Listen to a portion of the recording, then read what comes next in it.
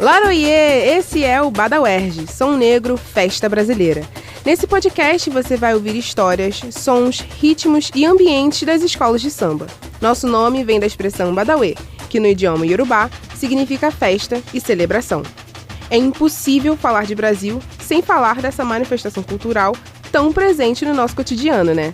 Venha saber um pouco mais sobre essa celebração no nosso podcast. Aqui, o carnaval não é só em fevereiro não, viu? Badauerge, Som Negro, Festa Brasileira é mais uma produção do Audiolab UERJ. Bora aquecer os tamborins? Eu sou o Gibson, e como um bom carnaval não se faz sozinho, e um bom roteiro também não, estou aqui com a Mariana Damaso, Cauã Fialques e a Gabs Muniz. Esse é o episódio número 5 do Badauerge. Hoje vamos falar sobre as relações das religiões com a celebração do carnaval. E você que ainda não ouviu nossos episódios, é só acessar lá nas plataformas Apple Podcasts, Spotify, Deezer e várias outras. Não deixe de seguir o nosso podcast nessas plataformas, para receber uma notificação sempre que publicarmos um novo episódio.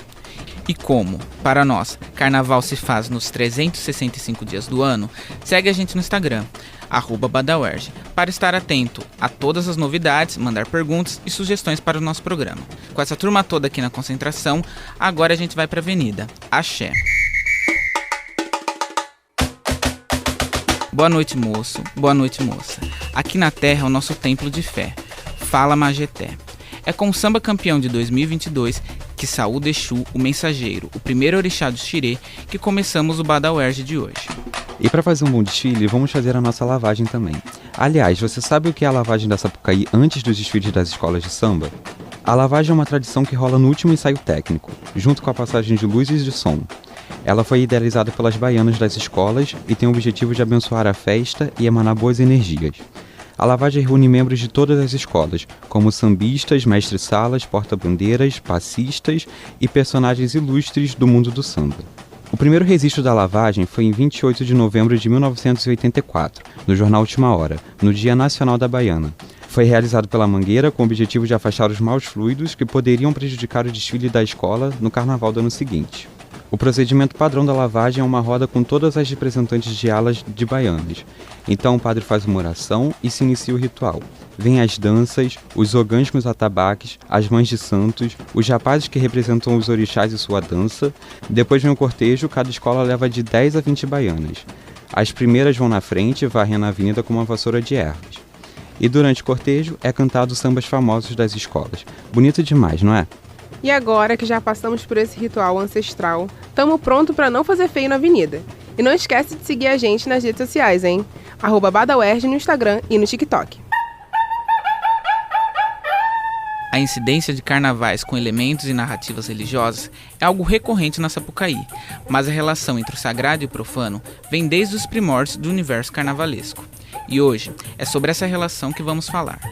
Foi pelas mãos de Tia Ciata, mãe de santo muito respeitado em solo carioca, que o rancho carnavalesco Rosa Branca foi fundado. Foi no terreiro de Adélia Santana, a dona Neném do Bambuzal, que a centenária Portela foi consagrada a Oxum, tendo também Oxóssi como padroeiro. Assim como a Mangueira tem como padroeiro Iansã, outros também adicionam Xangô a esse batismo. Ogum, sincretizado no Rio como São Jorge, é o padroeiro do Império Serrano. Da Beija-Flor, dentre outras agremiações. Logum Edé, o filho de Oxum e Oxóssi, é relacionado a Unidos da Tijuca, pois ambos têm o pavão e as cores amarela e azul como símbolos. Xangô, o grande rei justiceiro, tem a cara e as cores do seu afilhado, o Acadêmicos do Salgueiro. O mais temido de todos, o Baluayê, é o orixá que apadrinha Cubango. Já a Mocidade tem como padroeiro o grande caçador, o Quearô Oxóssi. Mas o apadrinhamento de agremiações não é exclusivo dos orixás. O Paraíso do Tuiuti, por exemplo, canta em seu samba exaltação um Salve São Sebastião, o seu padroeiro. Ó padroeiro, que a luz de devoção abençoar, meu querido pavilhão, o canto de fé que com forma de oração, Salve São Sebastião. O professor e pesquisador da cultura iorubá, Márcio de Jagum, nos conta. Algumas escolas de samba vão adotando patronos. As escolas de samba vão adotando patronos, entre aspas. Vão adotando orixás como seus protetores, como seus inspiradores.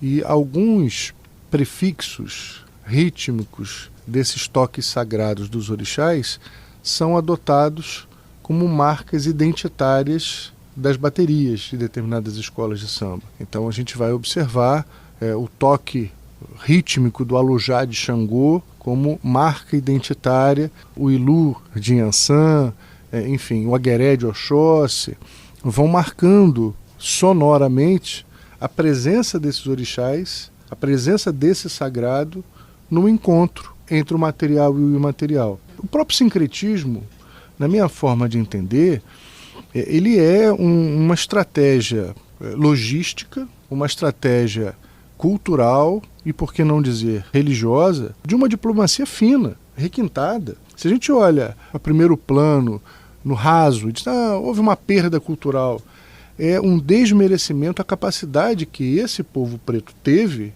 de sobreviver à opressão. A relação e a representação desses orixás nas agremiações sempre existiram. Por mais que o samba e o candomblé sofressem perseguições institucionais, não é à toa que o Salgueiro, em 2009, escolheu falar sobre o tambor, que trazia a ancestralidade do instrumento no samba enredo. Do batuque dos terreiros ao samba da Sapucaí, foi mostrado lindamente a relação tão próxima que existe entre as africanidades e as suas performances, com um ritmo que reverbera no coração dos cariocas, principalmente no carnaval.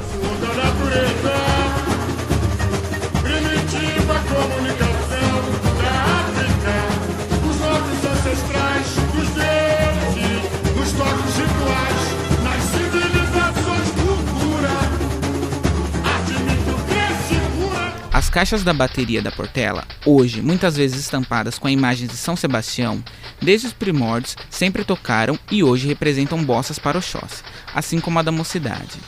A Mangueira apresenta um quebra-pratos, toque do candomblé que representa a agitação da Senhora dos Ventos e Tempestades, a sua madrinha Ançã, tal qual o Alujá para Xangô, tocado pela Furiosa, a bateria do Salgueiro. Entende-se que a representação musical dessas divindades religiosas por meio das baterias era uma forma de aliar a religião e o samba. Ao ver no topo de um pavilhão uma fita com determinada cor, subentendia-se que aquela escola de samba batucava para um determinado orixá. Os surdos das baterias eram em sua maioria regidos por ogãs alabês, cargo masculino do candomblé destinado aos tocadores de tambor. No entanto, os orixás demoraram para aparecer explicitamente em samba-enredos.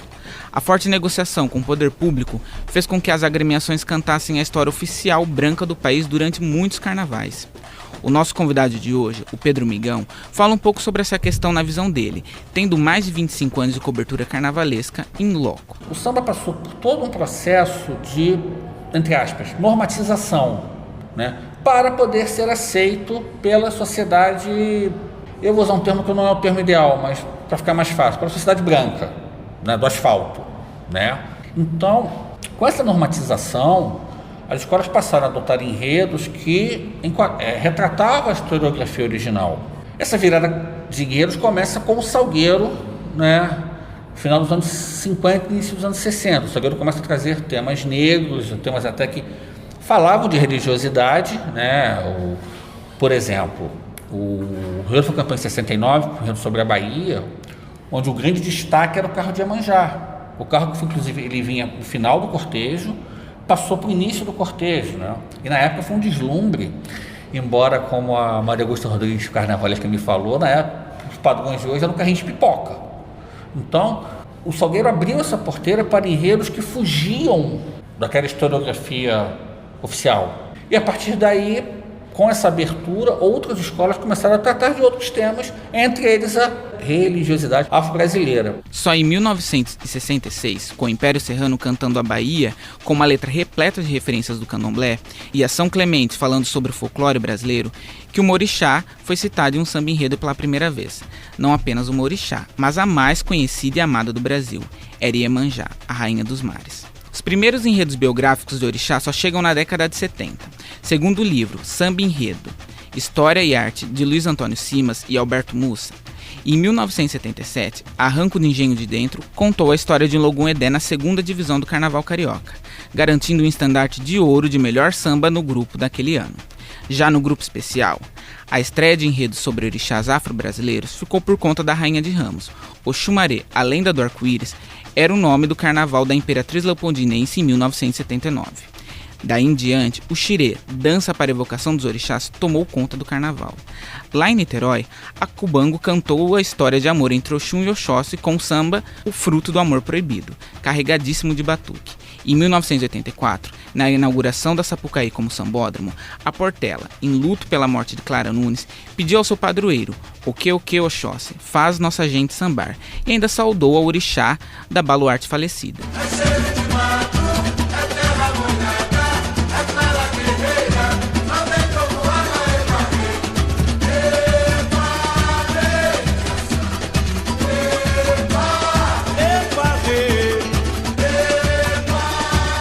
O resultado não poderia ser outro. Foi campeã do primeiro dia de desfile. No que diz respeito à presença religiosa no carnaval, o Migão tem uma divisão muito boa sobre os enredos que tratam dos temas. Eu, pessoalmente, costumo dividir os chamados enredos afro em dois tipos. Os que eu chamo de afro-religiosos, que são aqueles realmente focados diretamente nos orixás, e os que eu chamo de afroculturais. São enredos que podem até falar de orixás, mas que não têm um orixá como tema principal. E a gente fala, o Grupo Especial ficou 25 anos sem um enredo afro-religioso. Em 94, a Grande Rio, Santos Kafka não viu, que é um dos únicos enredos dedicados à Umbanda. E depois teve 2009 o Xangô do Salgueiro, né? Lógico, a gente teve nesse meio tempo escolas citando mais enredos mais voltados para o lado cultural. Ou, por exemplo, a Portela foi campeã em 17 com um enredo sobre águas, mas que tinha Oxum abrindo o desfile. Mas o enredo não era sobre Oxum. Eu vejo até um certo refluxo disso na sociedade, acho que um pouco até para toda a questão que envolve as igrejas neopentecostais. E iniciativas como a da Grande Rio, trazer Exu, estão voltando a colocar em voga esse tema, mas nós ficamos 25 anos sem enredos. Só uma correção. O enredo do Salgueiro sobre Xangô que o Migão se refere ocorreu no ano de 2019 e não 2009. Dando um salto no tempo, os orixás ainda permanecem aparecendo na avenida. Em 2016, a Mangueira decidiu contar a vida religiosa de Maria Bethânia e, de quebra, saudar sua padroeira, Iansã, também conhecida como Oiá. A escola pisou na avenida, bradando "Não mexe comigo, eu sou a menina de Oiá", com o enredo intitulado Maria Bethânia, a menina dos olhos de Oiá.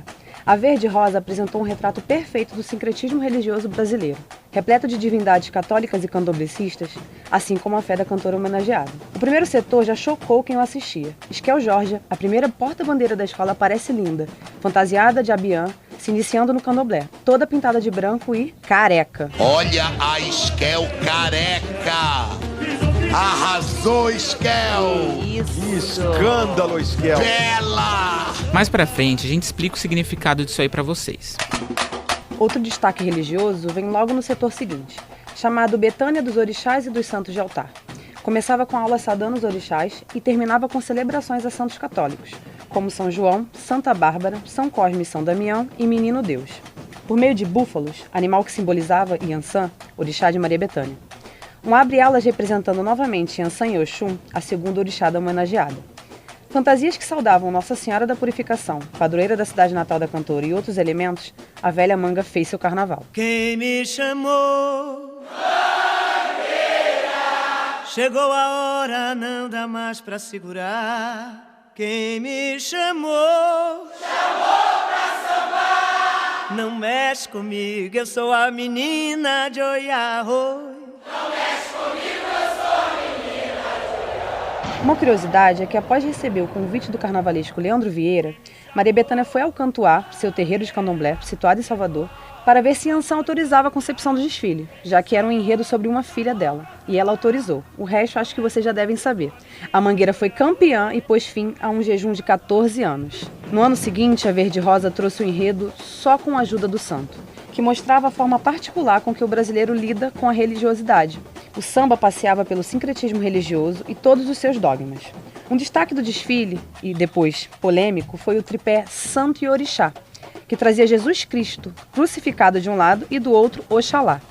A alegoria chamou muito a atenção no desfile oficial. No entanto, no desfile das campeãs, no qual a Mangueira seria a terceira a desfilar, o tripé teve seu retorno na avenida vetado por pressão da Arquidiocese do Rio de Janeiro. A Liesa e a presidência da Mangueira na época aceitaram e o carro não voltou. Voltando a 2016, a Vermelho e Branco do Morro do Salgueiro atravessou a Sapucaí cantando a Ópera dos Malandros, e logo na comissão de frente veio Exu, o orixá que abre os caminhos. O samba saudou o tal orixá e, como falava de malandros, saudou também seu Zé Pilintra, entidade da Umbanda, que também estava na letra. Não apenas no samba, ele também apareceu na fantasinha da rainha das rainhas, Viviane Araújo, que reinou à frente de sua bateria com um terninho branco e chapéu de malandro. É que eu sou malandro, batuqueiro, cria lá do morro, o salgueiro, se não acredita, vem o meu samba pra ver, o couro vai pôr. Laroie, mojo baixo, salve o povo de Deus, me dê licença. As baianas vieram de Pombagiras, rodavam lindamente com uma fantasia vermelho bordô.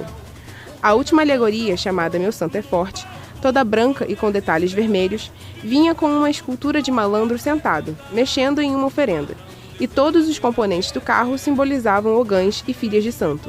O resultado foi um 4º lugar e um estandarte de ouro para a comissão de frente. Já em 2019, o Salgueiro pediu bênçãos e vitórias ao seu padroeiro.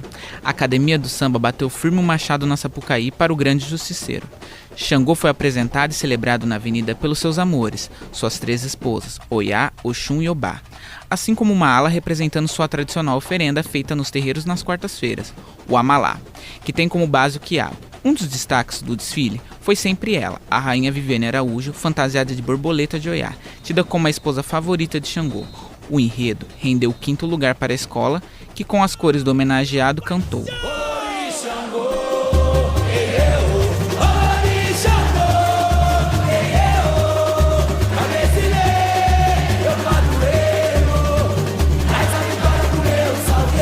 Falando em padroeiro, em 2022, o Império Serrano também citou o dele, conseguindo a volta ao grupo especial, batendo no peito e cantando "Sou eu o Império da Patente de Ogum".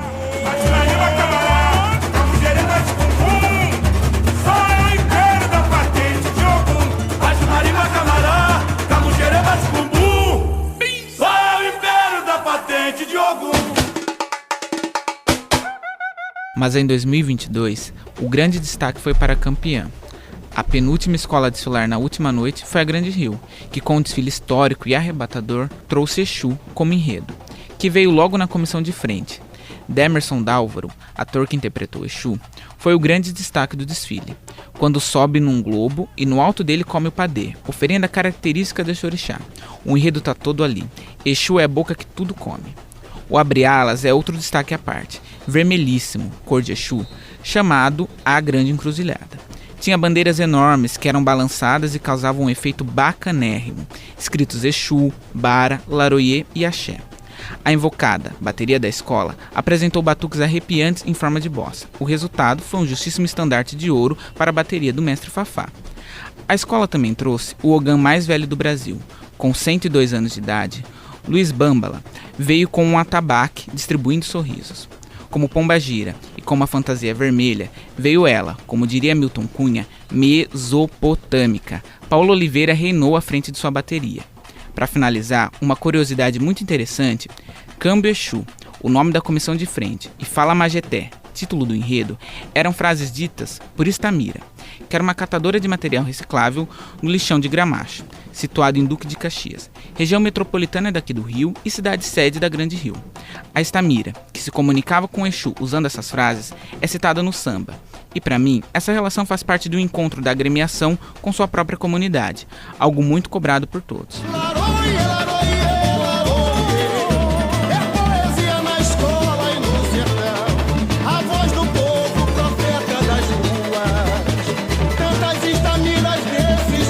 Para quem quiser saber mais sobre Estamira, tem um documentário sobre ela no YouTube. É só jogar na busca documentário Estamira.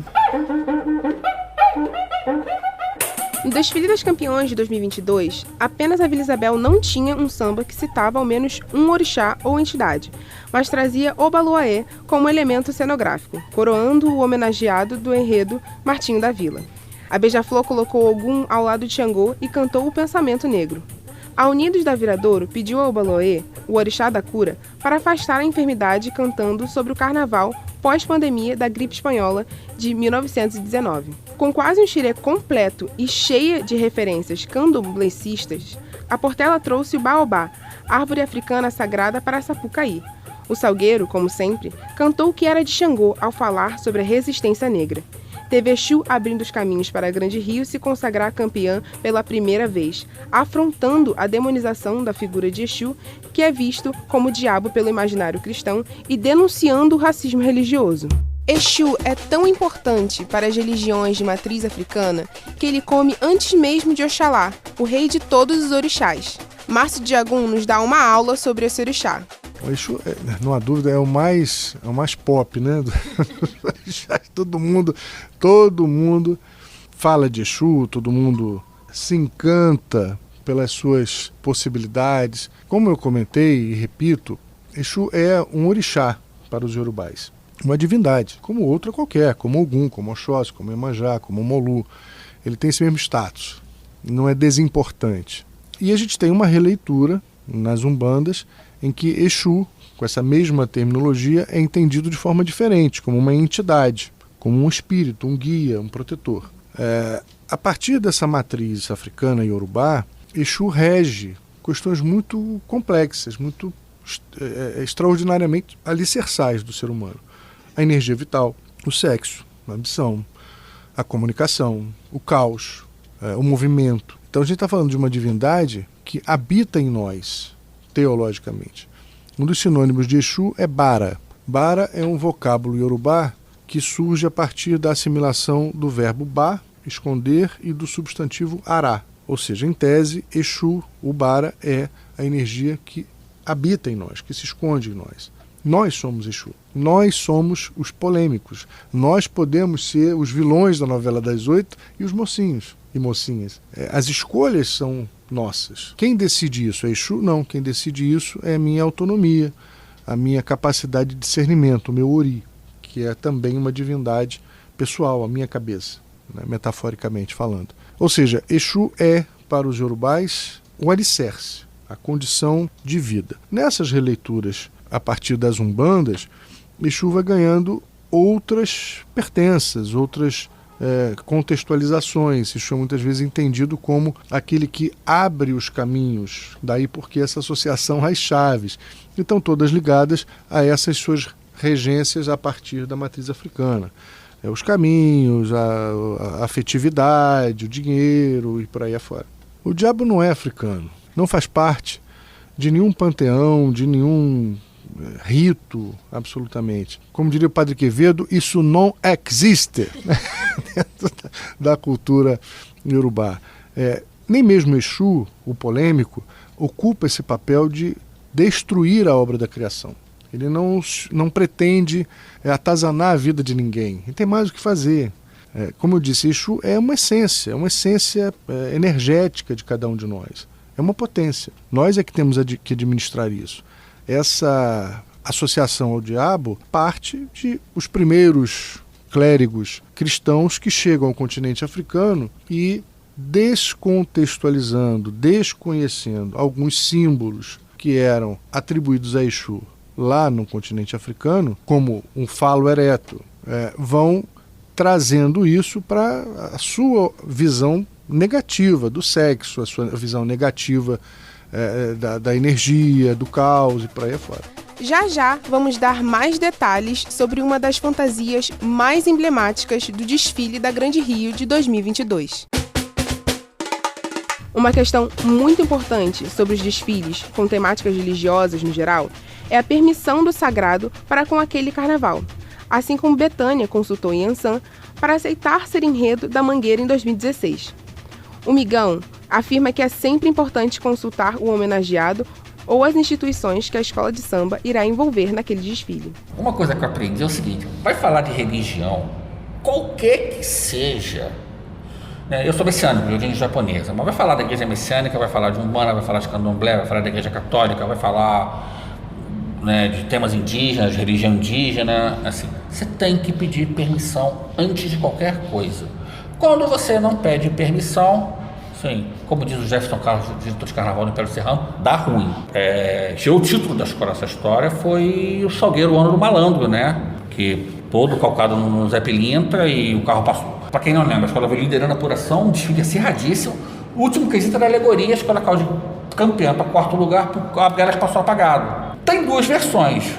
Uma de que o carro Abrellas passou apagado porque o Zé achou muito claro o carro e apagou. A outra versão é que o Zé não teria gostado da comissão de frente e teria apagado o carro em represália, né? Eu já vi essas duas versões de pessoas até envolvidas com até uma disputa de cena muito complicada aquele ano. Um outro desfile que a gente pode falar, o próprio Ossain, né, o Edson Pereira foi carnavalesco, não quis falar muito para mim, mas deu a entender também que não fizeram as obrigações necessárias. E tem a Cubango, né? A Cubango em 2005 fez um enredo sobre o terreiro famoso de Salvador, me foge agora o nome. No dia do desfile, carro não entrou, deu problema, abriu buraco, ok. Ela reeditou na Intendente em 2023, favoritíssima para voltar para Sapucaí. O que aconteceu? O carro quebrou, não entrou, tiveram que trazer o carro para o recuo da bateria porque ele não passava na pista. Ou seja, nas duas vezes deu problema, o mesmo problema. O desfile da Unidos de Padre Miguel, que ele cita, foi no ano de 2017, homenageando o orixá Ossain, que em algumas representações tem apenas uma perna e em outras não tem nenhuma. A questão é que na frente do módulo duplo de jurados, a primeira porta-bandeira da escola, Jéssica, sofreu uma lesão no joelho e caiu durante a sua performance, comprometendo o tão sonhado título para a escola, infelizmente. Já no caso da Cubango, o terreiro de candomblé famoso citado pela escola no enredo é a Casa Branca do Engenho Velho, fundado em 1830, é um dos mais antigos do Brasil. O ano que a Portela falou do Mercadão de Madureira, que tinha o seu Zé também no carro do Mercadão, né? A bateria veio toda de Zé Pilintra, para quem não se lembra. O carnaval de Paulo Menezes ia desenhar a bateria de Zé Pilintra, mas com a gravata azul. Ele pensou, mas não desenhou. No dia seguinte ele chega no barracão e tinha um moço que trabalhava no barracão esperando ele. Seu Paulo, seu Zé mandou avisar que se você desenhar com a gravata azul, a bateria vai passar muda. Todos os chapéus foram benzidos naquele ano da bateria, né? Aí foram pedidos alguns trabalhos no dia do desfile, né? Tanto que quem pegar o áudio ao vivo, o Gilcinho, o intérprete, faz toda a gargalhada do Zé de tempos em tempos. E coincidência ou não, o Silvio até escreveu um texto sobre esse esquenta, foi o maior desempenho na vida da bateria da Portela, porque fez tudo certinho. Bom, deixando esses desacertos de lado, a gente não pode deixar de falar das fantasias que passam pela avenida e que remetem a divindades religiosas. Nos desfiles na avenida, o papel da fantasia é como o do figurino em um ator de teatro. Ela proporciona a quem a veste a possibilidade de trocar de papel, ao menos momentaneamente enquanto desfila. Além disso, as fantasias apresentadas por uma escola de samba fazem parte da competição, ou seja, devem atender aos critérios da avaliação da comissão que julga, como a coerência com o enredo, qualidade e acabamento das peças, entre outros parâmetros. Sabendo a importância da fantasia para a celebração carnavalesca e a forte influência das religiões de matriz africana e até mesmo do sincretismo religioso com o catolicismo para o carnaval brasileiro, vamos relembrar alguns figurinos que marcaram a Sapucaí ao longo dos anos e que construíram estéticas visuais que homenageavam os orixás das religiões afro-brasileiras com a personificação dessas entidades a partir das fantasias. No título da Mangueira, em 2016, o figurino da porta-bandeira Esquel Jorge e de seu parceiro de dança, o mestre-sala Rafael Rodrigues, representavam o axé do candomblé. A fantasia que ganhou o prêmio Sambista Inesquecível de 2016 na categoria Fantasia Inesquecível do Rio de Janeiro chamou a atenção por estar com pintas e penas brancas e ornamentos dourados, mas principalmente pela porta-bandeira parecer careca no desfile oficial. A falta de cabelo, na verdade, era um truque de maquiagem, que foi fruto de um intenso trabalho de caracterização que envolveu 3 profissionais, testes e uma preparação de mais de 15 horas. A cabeça raspada simbolizava os iaôs, que são os filhos de santo iniciados no candomblé que raspam a cabeça. Outra fantasia que trouxe o simbolismo religioso afro-brasileiro para a avenida foi o figurino usado por Cíntia Santos, a porta-bandeira que estreou em 2022 na Mangueira. Inclusive, ela é a atual sucessora de Esquel Jorge na defesa do pavilhão da Verde Rosa. A fantasia de Cíntia representava a orixá Oiá Onira, e ao lado dela estava o mestre-sala Matheus Olivério, representando o vento, conhecidos como Casal Furacão. E não menos importante, as últimas fantasias escolhidas para falar aqui foram a do ator Demerson Dálvaro, no desfile da Acadêmicos da Grande Rio de 2022 e de 2023. Com o enredo Fala Majeté, 7 Chaves de Exu, a escola foi a ganhadora do desfile das escolas de samba do Rio de Janeiro no Carnaval de 2022, como já dissemos. A Grande Rio, para homenagear o orixá, que geralmente é associado à figura do demônio, numa visão cristã, trouxe, encarnado na pele do ator Demerson Dálvaro, o próprio Exu e suas simbologias para Sapucaí. O ator vestiu na avenida o papel do orixá da comunicação e do movimento. O objetivo da escola com a escolha do tema era combater o racismo religioso contra os ritos e divindades das religiões e desmitificar os estereótipos negativos sobre esta entidade. Na Sapucaí, Demerson teve não só o auxílio da fantasia, mas também da cenografia do carro e da comissão de frente. Nele, o ator deu um show na composição da cena de Exu comendo e escalando o mundo. Para muitas religiões afro-brasileiras, Exu é o guardião de todos os orixás e de todos nós, e ele é a primeira divindade a comer na mesa dos orixás. Já em 2023, a Grande Rio escolheu um enredo que homenageia o cantor, sambista e compositor Zeca Pagodinho, que é candomblessista e em suas músicas muitas vezes escreve sobre sua crença e fé. Mais uma vez, simbolizando uma das representações do orixá Exu, este ano Demerson veio como o Homem da Capa. De cartola e capa vermelha, fazendo referência ao primeiro trecho do samba enredo, o ator performou na primeira ala da escola como o Exu do povo de rua, visto por muitos religiosos, principalmente na Umbanda, como o orixá das ruas, da madrugada e da boemia.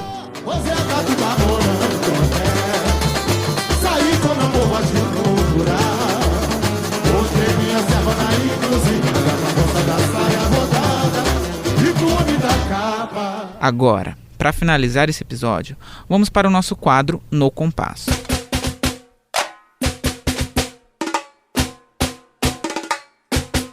Nosso quadro No Compasso traz sempre um som que nos ajuda a compreender o tema do episódio. O samba de hoje é uma indicação do nosso convidado Pedro Migão. É o samba O Sanho, o Poder da Cura, da Unidos de Padre Miguel em 2017. Eu não sei cantar, mas Festa dos Deuses Afro-Brasileiros Unidos da Tijuca em 1976, tá? Eu acho que esse seria um samba muito pouco conhecido. Para mim é o maior da história, da quase centenária história da Tijuca, a Tijuca de 32, 31, 32. Mas seria o samba que tem no YouTube, né? Acho que seria o samba que não é o melhor samba sobre religiosidade, né? Mas acho que é um samba que eu indicaria. E eu vou me permitir cantar um trechinho também de um outro samba. Eu canto muito mal, já virou até folclore no Ouro de Tolo, o Blaga Ouro de Tolo, né? Mas vou cantar um pedacinho de um samba que eu gosto muito. Vai ter xirê, o ganze alabês, o sangue todo mal, hoje a Unidos de Padre Miguel tem o poder de curar os tambores. Os tambores na floresta são clamores pela cura. A raiz se manifesta onde a seiva se mistura. Gaia carnavais, cruzando o céu, Esse é o episódio número 5 do Badauerge, Som Negro Festa Brasileira. Compartilhe esse episódio com os amigos. Entra lá no @Badauerge no Instagram e converse com a gente. Outro quadro que a gente ama é o Aula de Samba. A gente sempre faz alguma indicação de livros, séries e filmes que vão auxiliar você no aprofundamento do tema abordado neste episódio. E a indicação de hoje é o livro do Márcio de Jagum, intitulado Ori, a Cabeça como Divindade, História, Cultura, Filosofia e Religiosidade Africana. Esse quadro é a hora de nossos entrevistados contarem sobre o desfile que marcou a sua vida. E é claro que o Pedro Migão abriu seu coração pra gente. O que eu já falei da Noite de Padre Miguel, né, 2017, para mim é o maior desfile que eu vi em loco no grupo de acesso. Assim, um desfile que está no grupo especial de Chapéu Campeãs, né? Por mim deveria ter subido, mesmo com o Ocidente da porta-bandeira, porque ela foi muito melhor que as outras. E a campeã teve alguns problemas que foram convenientemente ignorados pelos jurados, né? Fantasia sem chapéu, sapato faltando, mas deixa pra lá. É um estilo que me marca muito, né? Até porque tem no meio, diz que eu sou filho de Osai, mas eu não sou da religião japonesa, mas eu já ouvi isso da mãe de Santa Amiga minha, que eu seria filho de Osai. Um outro desfile, até por ser um desfile histórico, é o da Grande Rio Campeão sobre Exu, porque ele quebrou também um hiato que vinha desde 78 com a Beija-Flor de enredos afro-religiosos, campeões do carnaval, e é um desfile histórico. O portão vai fechar e, para não perdermos os pontos preciosos, estamos terminando o nosso desfile de hoje. É uma pena, gente, é uma pena mesmo. A gente queria muito mais também. Muito obrigada a você que nos ouviu. Gostou do nosso programa? Pois é, semana que vem temos muito mais. No nosso episódio 6, vamos falar sobre Mário Filho. Já se animou, né? Nós também. Na próxima sexta, temos esse encontro marcado aqui no Badauerge. As fontes desse episódio foram o portal Carnavalize e Samba Rio Carnaval. Esse podcast é uma realização do Audiolab da UERJ, com coordenação geral de Felipe Mostaro, direção, roteiro e produção de Mariana Damaso, Gibson, Cauã Fialques e Gabs Muniz. e edição de Marta Stumano e Ramon Lemes. Esperamos vocês no nosso próximo episódio. Vem coisa boa por aí, segue a gente! Bada UERJ, Som Negro, Festa Brasileira.